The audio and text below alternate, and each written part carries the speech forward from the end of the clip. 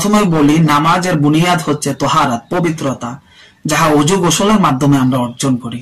শতকরা আমাদের দেশের মধ্যে 60 থেকে 70% লোক এ কথাটা বললে ভুল হবে না যে শীতকালীন সময় অজু করার ব্যাপারে তাদের অলসতা, উদাসীনতা এবং গাফলতির কারণে তাদের অজু পরিপূর্ণ হচ্ছে না, যার কারণে নামাজ হচ্ছে না।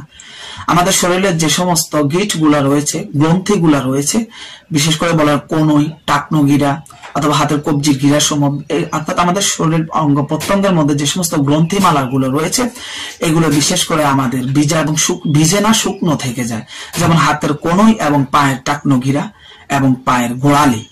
এই সমস্ত ব্যাপারে কোরআন হাদিসের মধ্যে সতর্ক এবং সাবধান করে দেওয়া হয়েছে যে শীতের বেলায় এই সমস্ত অঙ্গ প্রত্যঙ্গ গুলো আমরা যে ধোয়ার ব্যাপারে অলসতা করি, আমরা ধৌত করি না ঠিকভাবে, এভাবে আল্লাহ রাসূল আমাদেরকে সতর্ক করেছেন এবং সাবধান করেছেন যে শীতকালীন বিশেষ করে আমাদের পায়ের টাকনুগিরা এবং কি আমাদের পায়ের গোড়ালিগুলা বেশ শতকরা 50 থেকে 60% মানুষদের শুকনো থেকে যায়।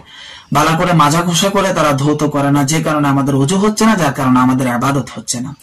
যেমন হযরত আবু হুরায়রা রাদিয়াল্লাহু তাআলা আনহু থেকে বর্ণিত, عن أبي هريرة رضي الله تعالى عنه قال قال رسول الله صلى الله عليه وسلم ويل للعقاب من النار।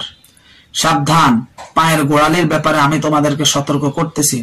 সাবধান, পায়ের গোড়ালির ব্যাপারে তোমরা সঠিকভাবে পবিত্রতা অর্জনের সময় পায়ের গোড়ালি, শীতকালীন সময় তোমরা পায়ের গোড়ালির ব্যাপারে মনোযোগী থাকো না, অমনোযোগী গাফেল থাকো।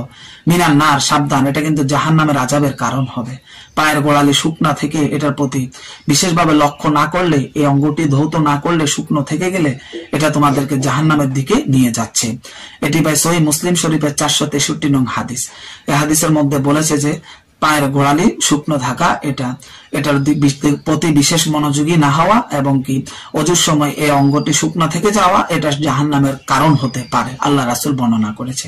আমরা এই আমরা অজুর সময় অঙ্গ প্রত্যঙ্গ গুলো ধোয়ার সময়, ধৌত করার সময় আমরা অবশ্যই লক্ষ্য রাখবো যে আমাদের কোনো অঙ্গ শুকনো থেকে যাচ্ছে কিনা, যার কারণে যেটা আমাদের জাহান্নামের কারণ হচ্ছে। এমনি ভাবে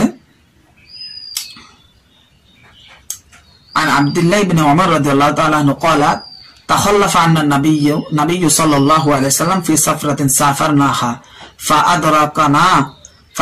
فأدركنا وقد أرهقتنا الصلاة ونحن। তো ভাই পায়ের গোড়ালি শুকনো থাকা এটি জাহান্নামের কারণ হতে পারে। আল্লাহ রাসূল যে কথাটি বলেছেন, শুধু পায়ের গোড়ালি বলে কথা নেই, যে কোনো অঙ্গ প্রত্যঙ্গ আমরা শীতকালীন ভাই ওজুর মধ্যে তো অত্যন্ত কষ্ট, অর্থাৎ নেকিও তো রয়েছে অসম্ভব পরিমাণ, অত্যন্ত বেশি নেকি রয়েছে শীতকালের ওজুর ব্যাপারে। ওই বিষয়ে গুরুত্বপূর্ণ আরেকটি হাদিস আপনাদেরকে উপহার দিব ইনশাআল্লাহ। তবে আজকের মূল আলোচ্য বিষয় হচ্ছে যে পায়ের গোড়ালি শুকনো থাকার বিষয়টির ব্যাপারে বেশি ওয়াইদ কিংবা ধমক প্রদর্শন করেছে হাদিস শরীফের মধ্যে আল্লাহ রাসূল।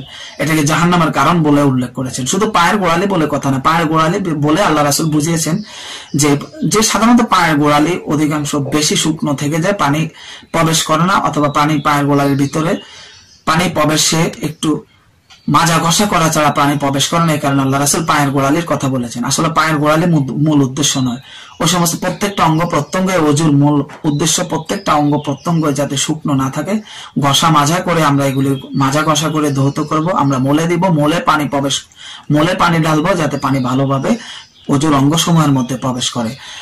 আমরা এই বিষয়ে অবশ্যই লক্ষ্য রাখবো। ভাই ভিডিওটি থেকে উপকৃত হলে অবশ্যই একটি লাইক করবেন, আর কমেন্টের মধ্যে জানাবেন কেমন লাগলো, আর বাকি ভাইদেরকে শেয়ার করেন।